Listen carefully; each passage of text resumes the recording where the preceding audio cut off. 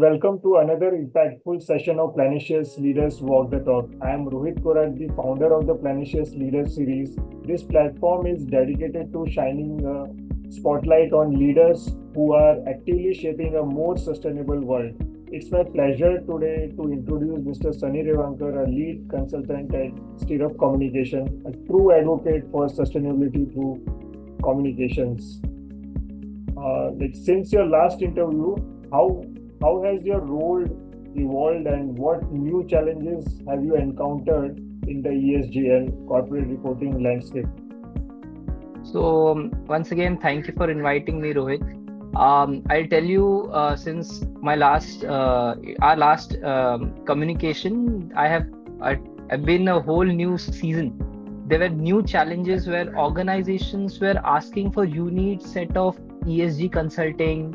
There were specific requirements, like based even same companies but different market cap. Their requirements changes. We have seen various different ESG reporting consulting requests, like science-based target, CDP reporting request, GRI in accordance in reference we definitely do. But there were also requests where the organization wanted us to handhold them with respect to collection of the data and collation of the data. And the major challenge was for a lot of organizations who were going for BRSR core this year, because BRSR core was mandatory for top 1000 companies for the financial year, and we had to look into a lot of new questions, like the purchasing power parity question that was added by SEBI was a very difficult one. A lot of organizations were struggling with having the right factor. Then there were other intensities. Then there was rural, urban segregations of employment. Then the value chain assessment and all. So there were a lot of different and new things that came up. Challenging, but yet it were exciting enough to take as a challenge. Right. Okay. So can you discuss a recent project where you helped the company significantly improve ESG performance? Like what strategies were most effective? I'll tell you one recent example. It was a banking company. It's a major banking company in India. They have a like a pan-India coverage. So last year they wanted to do in accordance, but didn't happen in accordance with GRI reporting. And this year they were like, we want to do it, but we don't have time.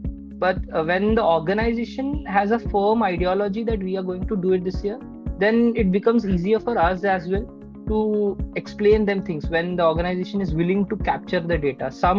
The data points were very difficult. We had to sit with them, explain them this data will be extracted from the manufacturing head, then this particular data would be available at the HR department. Then there were huge to and fro of data, Excel sheets that were shared. We are also trying to develop more technology oriented interface, like SaaS based tools. But for this year it was more on Excel, where we had to explain our client, that particular banking company, where so the lost time injury rate has to have a specific calculation, otherwise it would get rejected at the assurance stage. Then there were few data points that the organization was planning. This is some another company where the organization was planning to have a disclosed combined scope 1 scope 2 emissions. Again, we had to explain them that in BRSR core you cannot merge two columns. You have to report your scope 1 separately and scope 2 separately. You had done it last year in your integrated report, that's fine, but this year in BRSR, see, BRSR is a very stipulated format. You cannot change. If it is question number A scope 1, question number B scope 2, you have to disclose it like that. So there were a lot of challenges that were coming in where we had to explain clients. Few clients were adamant that we have done TCFD. So last year we did TCFD and we will do it TCFD. Why to remove it? Then we had to sit with them again, explain them that TCFD framework is disbanded, and now IFRS SBTI has taken over. Now IFRS S1 and S2 will be something that will be implemented from 2026. And we are also preparing our clients for the upcoming year, because we know that the upcoming season that will come, will a lot of clients will ask for IFRS S1 and S2 reporting, because companies having operations will have to report for by 2026. So we are expecting that the market leaders who started from the next year itself. So there were these many challenges. Then the client would say, okay, let me check with my team. Then they would come back like, okay, you were right. So we will remove TCFD, we'll add IFRS, value reporting frameworks and all. So these are the challenges when client, to a certain extent, sometimes have their own ideology, but they sometimes do not update it. Then we have to explain them the whole process, why we are saying it like this and all. One Okay. major challenge I would like to add is with Mhm. materiality assessment. So for Okay. some organizations feel that you only need to give material topics, but that is a requirement only of GRI. If you go from an integrated reporting framework for ESG reporting, you need to explain the materiality process. Then you need to Right. give a ascending or descending order graph, which is highly impactful to low impactful. Then each material topic needs to be addressed in your integrated report itself. So this is a very challenging thing where few companies say just put the list of our material topics. Then few Okay. companies will be like, we don't have the material the assessment done, so we cannot give you the graph. Now what to do? Then there were some companies who only did the materiality assessment with internal stakeholders. So they had data for x-axis, but there was no y-axis data. So we had to redesign a graph for them. We have done it for one or two banks as well. Okay. So Okay. yeah. Yeah. So, in your experience, like, what are the most common misconceptions about ESG ratings that company have, and how do you help clarify this? So the major misconception that we have seen with clients is they feel that this is the data and somehow report it, and we will improve our ESG rating. But this has been a very common challenge for at Right. my level, at the ESG consulting level, where the organization comes to you and tells you we want to improve our ESG rating, and then we have to explain them that ESG rating works based on two different models. Either it is subscriber pay model or an issuer pay model. So you need to have proper disclosure in your public domain, because even if you are not taking your ESG rating, there is an asset manager who has already taken subscription for your ESG ratings, and your ESG ratings would be defined on the methodology that ESG rating company is adapting. Let's say MSCI or Sustain Analytics. Let's say Sustain Analytics, because I know their methodology is governed more on GRI and SFDR framework. Now, if an organization has done really good GRI reporting, then there is a chance that that organization will have a better ESG rating compared to an organization who has not done GRI. Now in India, what has happened? SEBI has came up with our own ESG rating. From 1st of October, that ESG rating will start getting active. Like we have around 6 to 7 ESG rating companies that have got accreditation from SEBI as well. And SEBI has very clearly said that India specific ESG rating would be defined on BRSR. So now we have to explain client that, see, you need to have a really good BRSR report. Only then you can expect that your India specific ESG ratings would be good. And if you are talking at a global level, then you have to follow CDP and you have to follow GRI reporting. So stick to one reporting framework and make sure you disclose your data, because client is like, they are asking for female ratio, then just give it 26%, 27%. It's not working that way. I can assure you, as an ESG analyst in my previous organizations, we do not capture that incomplete data. If you have Right. to give permanent employees, permanent employee male, permanent employee female, and based on which the percentage would be done. If you are giving combined GHG emissions, all combined, we Yeah. just cannot take it. They're like, our scope 3 emission calculation is partial. So what we will do is we will report it. And then the organization will argue that we have reported our GHG emission. Why is it not getting captured? Because the methodology of the ESG rating company is fixed. And I'll Right. tell you where this comes from. It's like one organization reporting water withdrawal. I've given this example earlier as well. Like one organization reporting water withdrawal. There is another organization reporting cumulative water withdrawal. And then there is another organization reporting operational water withdrawal. Now, the problem is, as an ESG rating analyst, it's difficult for me to compare these three different water withdrawals when the organization, like same steel industry. So it's difficult. That's why SEBI came in first. They brought in BRSR. Now they are telling you have to report your total water withdrawal. If it is 70%, then you have to mention that this water withdrawal is 70% of our total water withdrawal. Then the analyst can make it 100% and then compare apples to apples. So these are the major misconceptions that we have to always explain when we onboard a client for improving their ESG scores. Then we tell them that you have to first improve your disclosures, and only then you can expect to improve your ESG ratings. Right. So how do you see the interplay between this BRSR, GRI, SASB, and IFRS evolving? Okay, so I'll tell you, IFRS S1 is very general disclosure, but S2 is again a new name to an old format, which is TCFD. Now, TCFD has been dissolved and made IFRS S2. Now, SASB is something more focused on materiality. Now, if I am a company in cement sector, then I can just go on SASB's website and download my materiality for cement sector. And then there will be 9 to 10 disclosures that I need to do.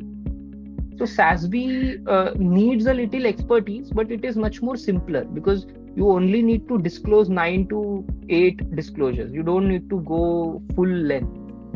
And GRI is the oldest reporting framework. It has started in 1997 and it has evolved to a great extent. They have polished the whole reporting framework very nicely. They have done a lot of research and they keep updating their GRI formats. But GRI is the oldest. So anyone, even for organizations, especially for Indian companies who are anyway doing BRSR, we recommend them to do GRI mapping because BRSR is also adapted from GRI. So it's like if you are doing GRI, you are by default doing 60% of the BRSR because BRSR is also adapted from GRI. SASB's disclosures, when we define the materiality, whether it's cement company, textile company, or let's say specialty chemicals company, you just need to select your company industry on the website and download the PDF, in which there will be clearly mentioned that you need to disclose this 9 to 11 disclosures. And so SASB, BRSR, and GRI go hand in hand. Yeah, and IFRS still has long way to go because there are only 2 to 3 companies who have done IFRS till now. And because it is mandatory from 2026, there are only few market leaders who are doing it. And IFRS is like S1 has around 76 questions and S2 also has around 35 questions. And it's more focused on financial aspects of ESG and all, risk aspect and all. Yeah, okay. Yeah. My next question, like how has your perspective on relationship between financial performance and ESG metrics changed over time, and like what evidence have you seen of this relationship in practice?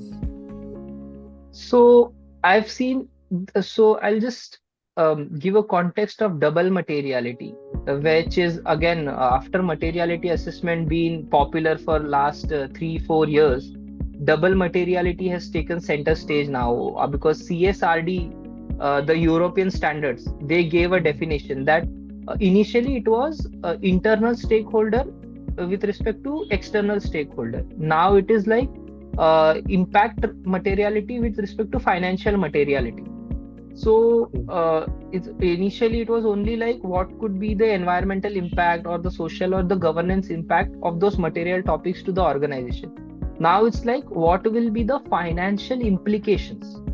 For example, if there is any employee strike going on, how resilient is the organization, because it is eventually going to affect the organization's revenue. If there is if the organization is import and export, now war going on, then it will eventually either increase the raw material cost or increase the transportation cost, eventually profit margins getting reduced.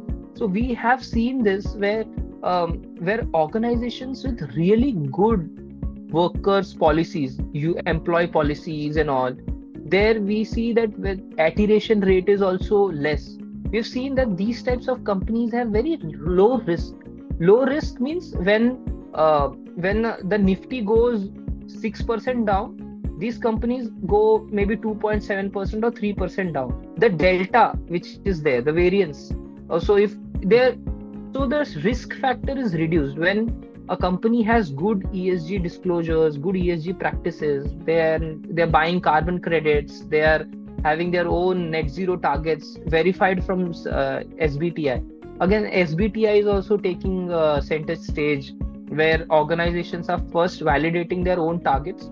They are saying that we will be net zero by 2040, 2045, and then they go to SBTI, and SBTI validates them and then says, okay, this is your target is correct, or if not, then they say not 2040, maybe 2042, 2043 and all. So this is how holistically everything is going on. So first you select which what to report, how to report, then you get assurance, then you get validated the targets and all. Okay. Hope my answer was Yeah, it is enough. was correct, insightful. So, what innovative approaches have you seen companies take to engage their employees in sustainability initiatives, and how effective have these been?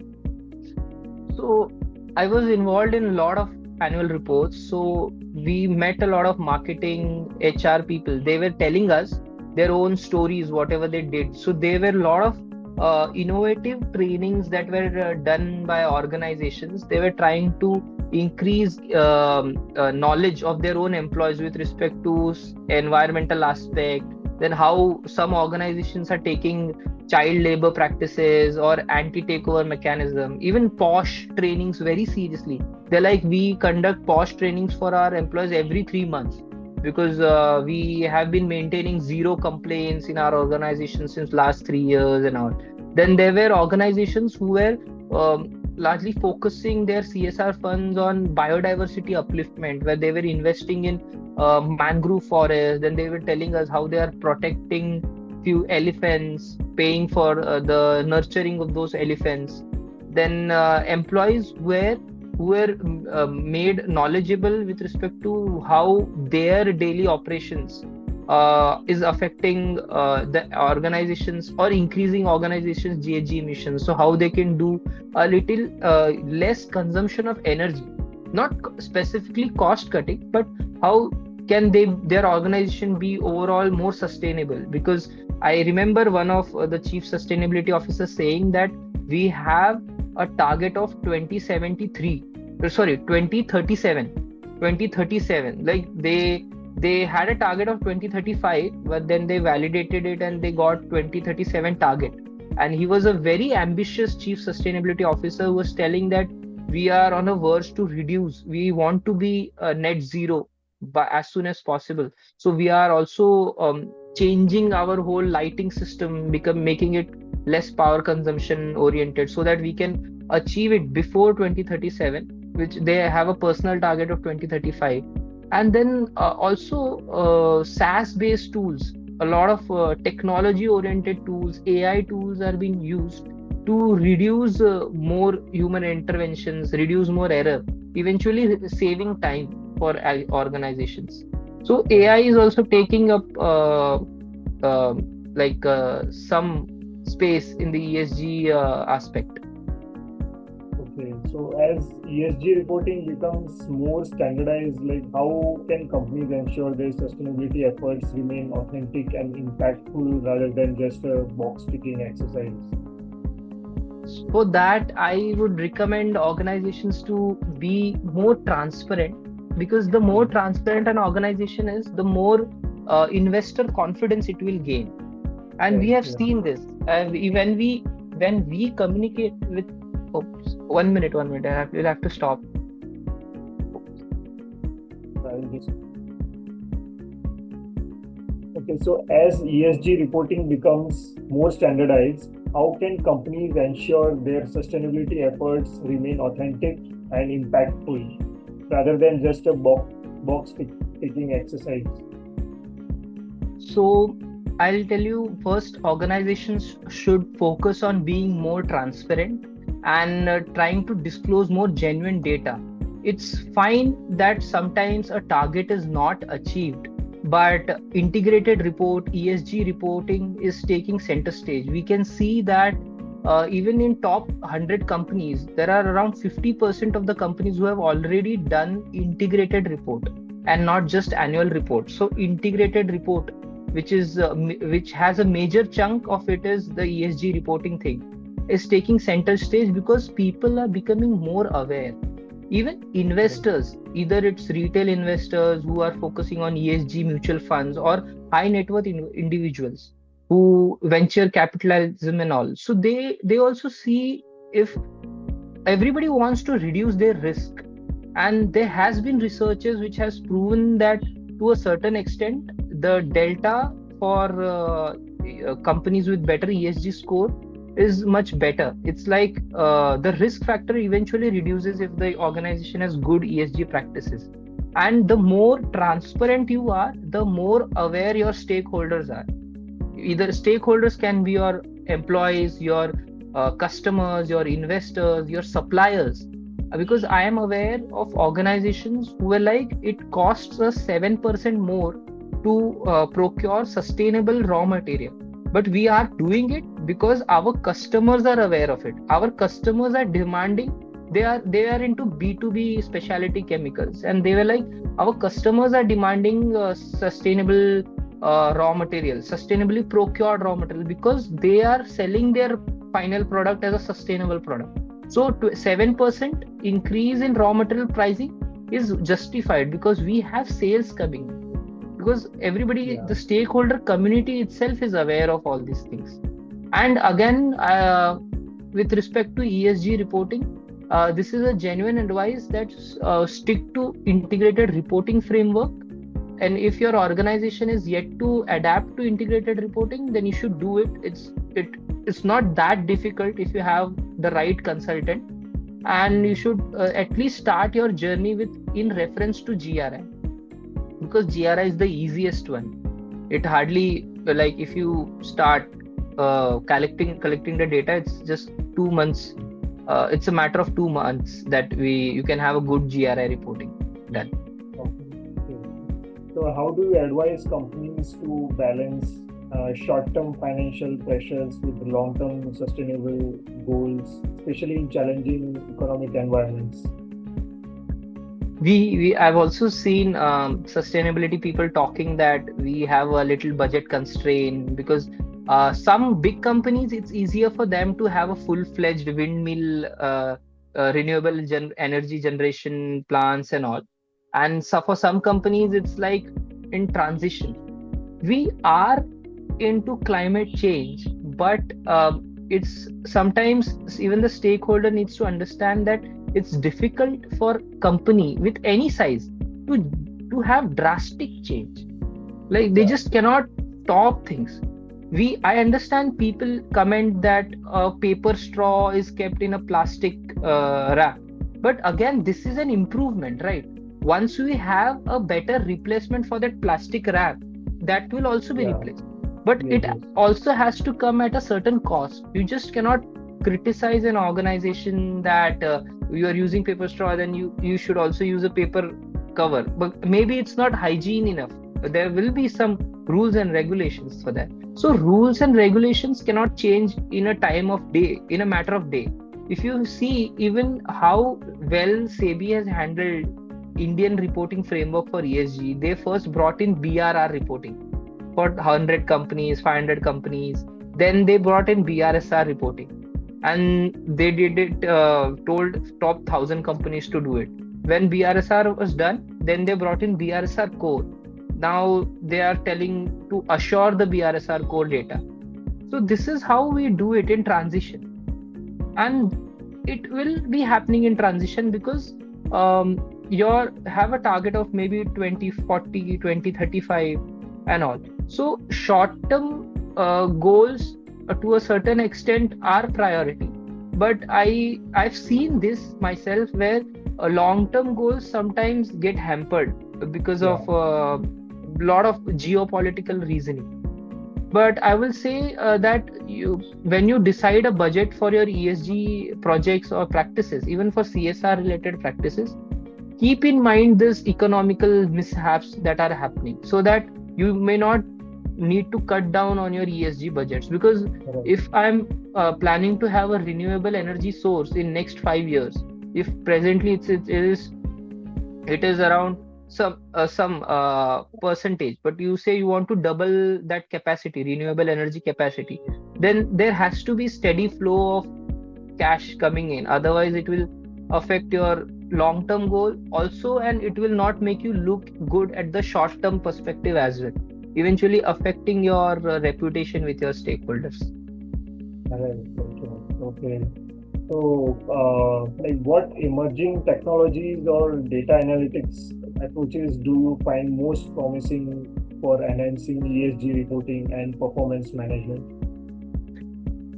So, as I mentioned, SaaS-based tools are growing. A lot of organizations are using SaaS-based tool because it is very easy. You don't need to download an app. It's like you Okay. can just use an URL and go and anybody can access. Where we have, I also have been part of a team which were developing a SaaS-based tool where, let's say, we are calculating GHG emission for a big conglomerate. Then we give Okay. access to each process heads, a plant head. We tell them add total diesel consumed, total electricity bills that were there. You add it at your end, and then we have a consolidated data. And then they have a well developed, not AI, but a little intelligent tool which they themselves figure out the density and multiply. So it is reducing the time for the whole GHG calculation things and all. So SaaS based tools have been good. Excel is, yes, it has been there in the industry. We cannot criticize Excel because to a certain extent they have been useful and effective, but transitioning is happening. We have also seen companies coming up with innovative ways like XBRL format. XBRL format helps comparison easy. As I said, XBRL is a very niche format where you cannot keep the cells blank. If there is a Right. question asked, you have to give an answer. And Okay. so what happens is the analytical houses, they can eventually download XBRL reports of all these different organizations and do a clear comparison between direct peers. Okay. Yeah, that's amazing. Like, so, so looking ahead, like, what skills do you believe will be most crucial for the next generations of ESG professionals, and how can they best prepare for the evolving demands of this field? So I'll tell you, there is a huge gap presently where organizations are trying to hire ESG experts, and there are people from various different domains like environmental engineering, or let's say social economics masters. Then there are people who are experts in governance policies and all, and they're trying to get a job. But I don't see it from a niche perspective. My advice is see it holistically. If you are an environmental expert, you also need to understand social issues like the law, health and safety aspect, then employee management, then employee training, employee well-being, different benefits. You need to understand these as well. And then coming to governance, there are few at least basic aspects you need to know. What is a staggered board, how board mechanism happens, and then why is it important that the company's environmental performance is directly linked with the CEO's compensation, and various different things like if the decision is taken by voting, or is there in one individual deciding everything, how many independent directors, how many female directors, all these aspects. And an individual needs to understand if he wants to have a good career in ESG. Again, at consulting level, you need to have really good understanding of everything. But if you are focusing like my interest is only GHG accounting, then there are courses which teaches only GHG accounting, and then you can find a job accordingly. Or let's say you are only focusing on reporting frameworks, then that is again a job there. Or let's say you are focusing to join an organization as a health and safety expert or as an environmental expert, you can do that also. But there is a misconception that where people text me, they do say that I am done environmental engineering and I want a job in ESG, where you have to Oh, understand that S and G cannot be ignored just because you are an environmental expert. Then I have lawyers approaching. They're telling me that I have done law in corporate uh, politics and all. So I want a job with respect to governance aspect. I say, yeah, but you at least need to have some basic understanding of the others also. So right. this is where the drawback arises, where the gap is, because we know I have people texting if you have a right candidate for this particular role, and then I have candidates who are searching for an ESG role, but they the candidates do not clear the interview round, and Right. same goes with the companies where they are not happy with the present knowledge of that candidate. Okay. And start I would, and what there's genuine advice is, do research, find what is your niche segment. There are also, even if you don't want to be a full-fledged ESG consultant, or you don't want to be a GHG accounting expert, then there are organizations like Sustain Analytics, Refinitiv, Churchgate Partner, where you can join as an ESG analyst, where you only do ESG specific research. You collect data. That is also one entry level job. And then there are ESG rating analysts who analyze the data and give a score. So there are very different roles there. Usually in listed companies, there are ESG managers, ESG associates who communicate with all these different teams: HR department, health and safety department, marketing team. Then there will be a branding team separate. Then there will be CFO team collecting data for this BRSR report and giving it to the consultant so the report can come out well. So there are different types of roles, but again, you have to spend a little money to get the right certification. Only then you will be considered. You cannot just say, because I myself, I think I took around 140 interviews in last 3 months. When I ask, do you understand GRI? They say, yes, I understand GRI. And then I ask them, can you tell me difference between a report that is in accordance with GRI and in reference to GRI? Or can you tell me what is exactly GRI? Then they start with GRI reporting is a very good GRI reporting standard, and GRI full form is Global Reporting Initiative, and it is used for ESG disclosure. And how do I select that candidate? When my question was very clear. So then I again asked, do you understand what is in accordance with GRI and what is in reference? They're like, no, no, I only have a basic understanding. And I have to tell them that this is the basic. You have to first define which framework, and only then you will go ahead, right? And this happens. Okay. Okay. Okay. So, thanks a lot. Like, so there's a lot of like communications. Like, so we had an amazing conversation, and like I hope that our audience will gain a lot of knowledge from this particular session, and we'll continue with the like more sessions like this.